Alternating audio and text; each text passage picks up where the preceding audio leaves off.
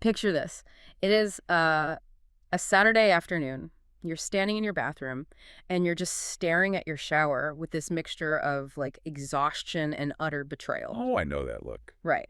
You have a leaky shower and you did exactly what you were supposed to do. You took the handle apart, you got in there, you replaced the little rubber washer, put the whole thing back together. And you turn the water back on. Exactly. You turn it back on and what happens? Drip, drip, drip. It's still leaking. Yeah, it is the ultimate do-it-yourself nightmare. I mean, you put in the manual labor, you follow the standard advice to just swap out the rubber seal, and the problem just stares right back at you, completely unresolved. It's incredibly frustrating. You feel like the plumbing is actively mocking you. Oh, for sure. Well, welcome to today's deep dive, where we are going to fix exactly that problem. Our mission today is to really dissect the anatomy of a stubborn, persistent shower leak. It's a great topic. Yeah, and we're drawing from a YouTube video transcript from the channel How to Plumbing. Specifically, it's a video titled Shower Hack That Will Save You Money.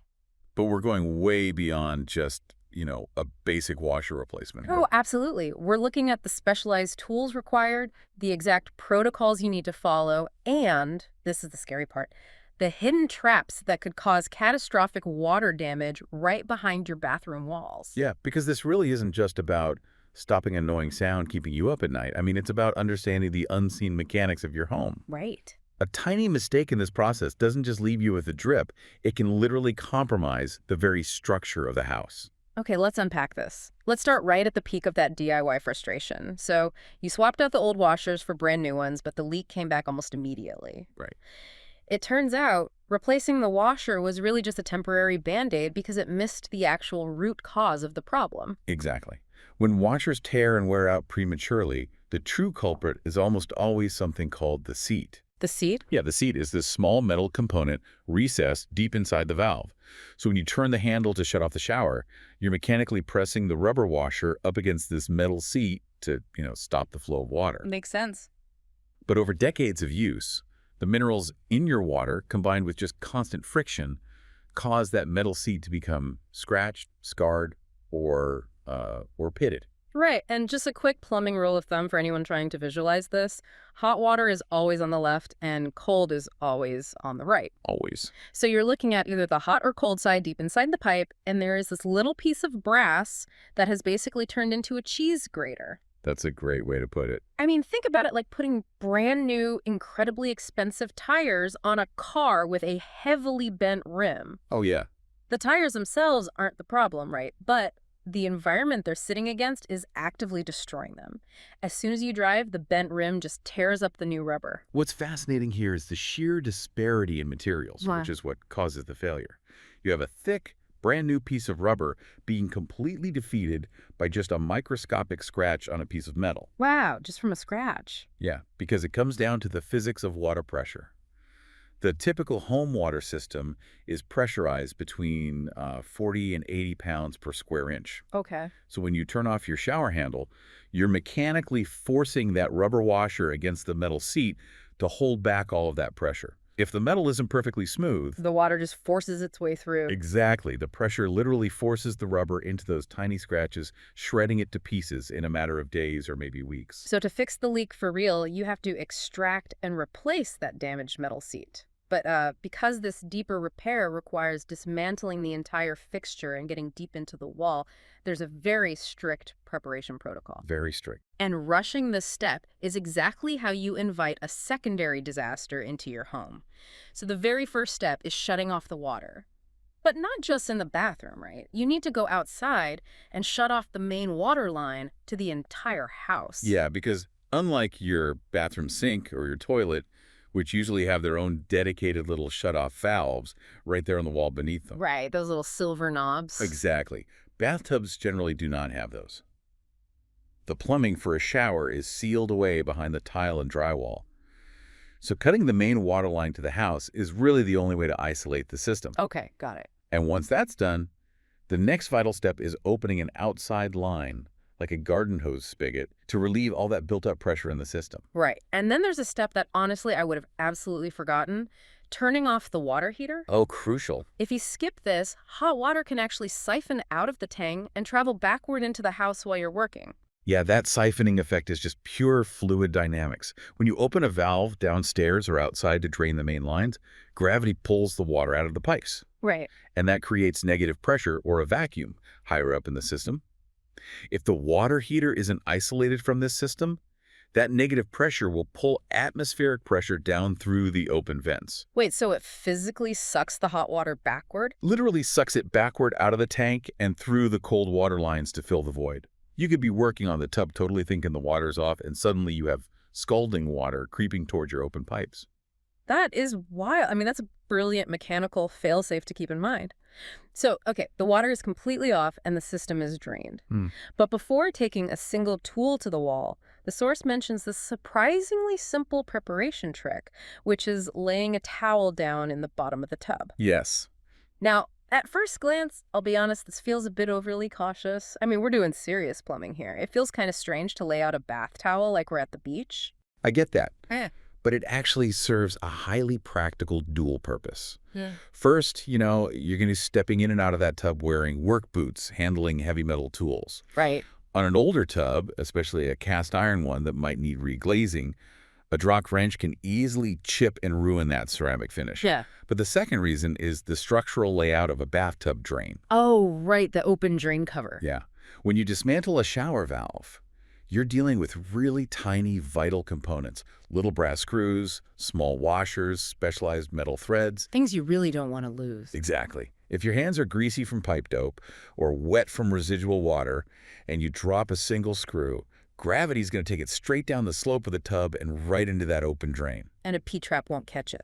Well, a standard P-trap will catch some things, but a heavy screw can easily bypass it or get lodged in a way that requires literally cutting the pipe from below. Wow. And that is exactly how a $10 repair job turns into a massive tear-your-hair-out headache.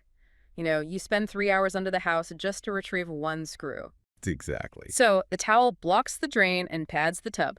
Done. With the environment protected, you hit a physical barrier, getting the actual parts out of the wall.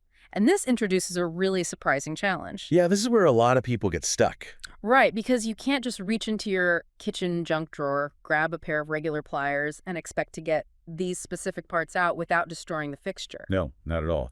This requires a highly specific toolkit. Now, you might spend $40 or $50 total on these specialized hand tools, but... Compared to a professional plumber's hourly rate. Exactly, or compared to thousands in water damage from stripping a pipe, it's an essential investment. For sure. The toolkit starts with a 6-way screwdriver, which gives you all the necessary torque options. Then a solid pair of channel lock pliers. The source mentions those are about $13.97. Okay, pretty cheap. Yeah, but the real heavy lifters are the highly specialized items. You need a seat wrench, which runs about $6.87, and a set of tub wrench sockets for around $19.97. Let's break down why those tub wrench sockets are so essential. Because the valve stems and the seats aren't just sitting out in the open, right? They're recessed deep inside the wall cavity. Right. If you try to use a regular adjustable crescent wrench, the head of the wrench is simply too bulky to fit through the hole in the tile. Oh, that makes sense. And even if you could somehow wedge it in there, you'd be gripping the brass parts at this totally awkward angle. Yeah. And brass is a relatively soft metal. So you're just going to chew it up. Exactly. Yeah. Applying off-axis torque almost guarantees you're going to strip the metal threads or completely round off the nut. Wakes. But tub wrench sockets solve this brilliantly. They're these elongated hollow metal tubes shaped like hex heads.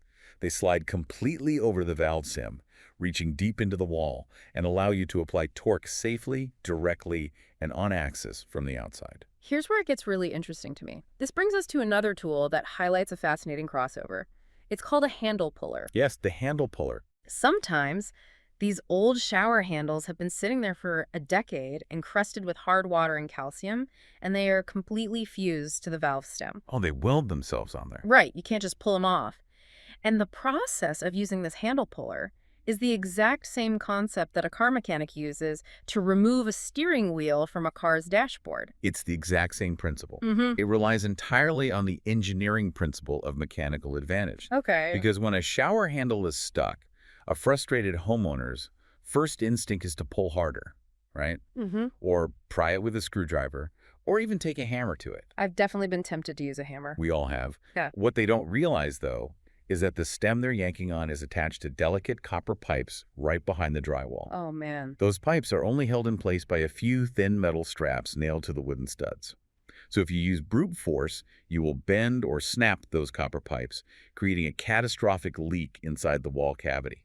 And the handle puller completely isolates that force, right? It has this central threaded rod that pushes directly against the center of the stem, while the outer arms hook under the handle and pull it outward. Exactly. You just slowly turn the center rod with a wrench, and the mechanical advantage pops the handle off without putting any outward pulling stress on the fragile pipes behind it. I just think that's an incredibly elegant solution to a brute force problem. It really is. So using the handle puller in the tub sockets, you extract the scarred seat and the worn-out stems. Success. Right, but now the deep dive shifts out of the bathroom and into the aisles of the hardware store to find replacements. Oh, the hardware store plumbing aisle? Yeah, it can feel totally overwhelming, and honestly, this is where critical mistakes are often made. It is very easy to buy the wrong parts if you just guess based on memory. Like, oh, I think it looked like this one. Oh, I never guess. Right. The reconnaissance mission requires bringing your actual, physical, old parts with you to the store. Hardware stores have these heavy reference books in the plumbing aisle specifically for this. Mm-hmm. If you have a brand like, say, Price Fister, you flip through their catalog until you find the exact visual match for your stem. They also have in-store sizing tools hanging on the shelves where you can physically test your old stem against different handle fittings. Yeah, you match it to specific standardized letters like size C or size H. And this physical matching method actually works perfectly for kitchen sink aerators too, which I didn't know. You just bring your old aerator in, match its threads to the chart, and find the corresponding size. That meticulous physical matching is vital, largely because plumbing manufacturers have spent the last century inventing just hundreds of proprietary threads and spline counts for their handles. Which raises an interesting question. Right there on the shelf next to all these specific parts, there is usually a section of universal handles. And they promise to fit everything. So why go through all the trouble with the catalogs and the sizing tools when you could just grab a universal handle, save the headache, and go home? Because universal in plumbing usually translates to doesn't fit anything perfectly. Ah, okay. Yeah, universal handles typically use a generic plastic adapter with little set screws that tries to grip a specialized brass spline. That doesn't sound very durable. It isn't. Because it isn't precision engineered for your specific valve stem, the plastic adapter strips out under the constant torque of turning the water on and off every day. They wear out incredibly quickly, and you'll find yourself back at the hardware store in a few months doing the exact same repair. And lacking precision is even more dangerous when it comes to replacing that tiny metal valve seat we talked about earlier, right? Absolutely. Getting the wrong size seat isn't just inconvenient, it is disastrous. Because seats come in slightly different diameters and thread pitches depending on the brand. If you force a metal seat into the wall valve that is even a fraction of a millimeter too large or has the wrong thread pitch, it will cross-thread. Oh, no. Yeah. Cross-threading means the hard metal threads of the new seat physically cut new destructive grooves into the softer brass of the main valve body inside the wall. So you're destroying the housing itself. Exactly. If you strip the threading inside that wall valve, the whole fixture is ruined. The only fix at that point is to literally cut open the drywall from behind, cut the copper pipes, and solder in a brand new valve assembly. That is a nightmare. Conversely, if you get a seat that is too small, it won't thread in tightly enough. Water will bypass it entirely, and the leak will just continue. Precision in the hardware aisle dictates success in the bathroom. 100%. But let's assume the exact stem and the perfectly sized seat have been matched. Okay, we did it right. You drive home. You apply a little thread sealant, screw the new seat securely into the valve body, and install the new stem. The drip from the tub spout finally stops. Job done. Right. But the job is not completely done. Right. Because just because the tub spout isn't dripping doesn't mean the system is watertight. There is another far more insidious leak that happens completely out of sight. Yeah, this is a big one. This moves us from repairing a nuisance to really preventing major structural damage. It involves a component called the packing nut and the material inside it, which is known simply as the packing. Right. If you have water mysteriously leaking out from directly behind your shower handle, trickling out from under the decorative round metal wall plate, is often called the escutcheon. I always wondered what that was called. Yeah, the escutcheon. Or if it's running silently down the backside of your drywall, it is almost always caused by loose or worn out packing. To understand why it leaks, I think it really helps to visualize how it seals. I like to think about it like stuffing a sleeping bag into a tight compression sack. Wow, that's a great analogy. Right. The packing itself is a rubbery, sometimes tiered piece of material. You slide this rubber packing onto the valve stem.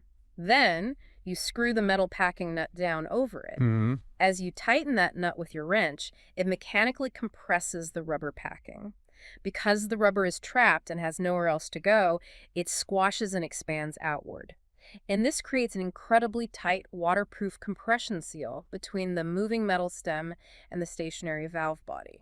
If we connect this to the bigger picture, the physics of this compression seal are what prevent water from traveling up the stem threads due to capillary action and line pressure. Okay. If that rubber packing wears out or dries up after years of constant friction from turning the handle, water pushes right past it. And this particular leak is so dangerous because it's often invisible. You don't even know it's happening. Exactly.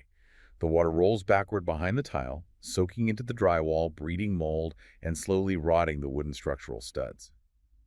It is a silent destroyer. Wow. So if you ever notice a mysterious water puddle outside the tub, the packing nut is the absolute first thing to check. Absolutely. But the source does give a really crucial caveat about tightening that nut. You can't just torque it down as hard as humanly possible to ensure a seal, right? No. If you overcompress that rubber packing, it grips the metal valve stems so aggressively that the handles will be physically impossible to turn. Oh, because of the friction. The friction becomes too immense. You have to find the mechanical sweet spot where the rubber is squashed tightly enough to hold back the water pressure, but adjusted just right so it is still comfortable to turn the handle by hand. Right. Okay, so the seat is replaced, the stems are perfectly matched, and the nuts are meticulously repacked to prevent behind-the-wall rot. The physical repair at the tub is finally complete. The absolute final step is restoring the water to the house. But doing this incorrectly can instantly ruin other fixtures in your home. Oh, yeah. It comes down to managing pressure. You have an entire house full of empty pipes. The fundamental rule from the source is that you must turn the main water back on very, very slowly. This is so important. If you just yank the main valve open quickly, a solid wall of water slams into the empty air inside the pipes, accelerating until it hits a closed valve or a sharp elbow joint. Or sounds bad. It's terrible. Okay. This creates a hydraulic shock, commonly known as water hammer. That sudden, massive spike in pressure can physically blow apart weak solder joints inside your walls. Oh. Turning the main valve slowly allows the water to gradually compress the air and fill the pipes without those violent shockwaves. But before you even crack that main valve, there's a fascinating step to prepare the system. You actually go to a completely different tub at the far end of the house, away from where you were just working, and open both the hot and cold valves on that tub first. Now, what does this all mean? Why am I running to the other side of my house, turning on a different tub, when I just spent hours fixing the one in the main bathroom? It comes back to the reality of working with old metal plumbing. When you were pulling the old stems and seats out, you were undoubtedly scraping metal against metal inside the pipes. Sure. This physical disturbance knocks loose a significant amount of rust, scale, and mineral buildup that has just been sitting dormant for years. By opening a high-volume tub valve at the furthest point in the house, you create a massive, straight-through exit point for the incoming water to flush that debris out. Okay, so when you slowly turn the main water on, that full pressure shoots straight through the main system, pushing the air out ahead of it, and flushes all that knocked loose debris right out the far end of the house. Exactly.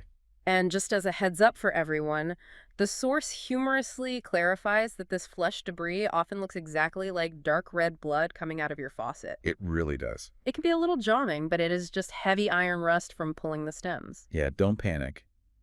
But if you didn't flush the system this way, that rusty debris would get pushed into the smaller, more delicate plumbing lines of your house. Like the sinks. Right. It would travel right into your bathroom sink or your kitchen faucet and completely clog up those tiny mesh aerator screens we talked about earlier. You would solve a leak in your shower only to ruin the water pressure in your kitchen. Nobody wants that. Flushing the lines from the opposite sides solves that problem entirely. Now, the final piece of advice before calling it a day is to test the handles on the newly fixed shower before you put the decorative escutcheon plates back on the wall. Yes. You turn the water on and off a few times and watch the packing nuts with a flashlight. You want to make sure there are no mysterious drops creeping behind the wall while you can still clearly see the mechanics. You have to verify the repair while everything is still exposed. Because it's the only way to be absolutely certain you have achieved a watertight seal. I mean, once those plates are caulked back onto the tile, you lose all visibility. Exactly. So let's summarize the main takeaways from this deep dive. Conquering a stubborn, leaky shower is about so much more than just a rubber washer. You have to take the time to isolate the water heater to prevent a siphoning vacuum, and use a towel to protect your tub glaze and block the drain from swallowing dropped screws. Right. You need to invest in specialized extraction tools, like those elongated tub sockets that reach deep into the wall, and handle pullers that use mechanical advantage to save your copper pipes from brute force. Crucial step. You have to precisely match your exact parts at the store using reference catalogs, completely avoiding the temptation of universal handles that will just strip out. Mhm. You must repack the stem to create a compression seal that stops invisible rot. And finally, you have to manage hydraulic shock by turning the water on slowly and flushing the lines from the opposite side of the house to save your other sinks from a rust invasion. Looking closely at this whole process, brings up a broader question about the lifespan of the modern home. House. Well, consider the sheer physics happening just inches behind the drywall of your bathroom. We take it for granted, but every day, an immense amount of pressurized water is being held back from destroying your home by nothing more than a tiny squished piece of rubber and a precisely matched set of threads. That's kind of terrifying when you put it like that. Right. We are sealing these high-pressure, potentially destructive water systems completely behind permanent, beautiful tile and drywall. We rely on internal components that we know with absolute certainty will degrade over time. Yeah. It really makes you rethink how much trust we place in the unseen mechanics of our everyday lives. It pushes you to ask, are we designing our houses for visual aesthetics at the absolute expense of their inevitable maintenance? We bury the mechanics behind walls, making them inherently difficult and dangerous to access when they inevitably fail. That is a phenomenal point. We build for permanence on the outside, using temporary materials on the inside. Next time you hear that slow drip, drip, drip, you will know that it's not just a nuisance. It is a complex mechanical system hidden behind the walls asking for your attention. And now you know exactly how the physics of it all works. Thanks for joining us on this deep dive. We'll see you next time.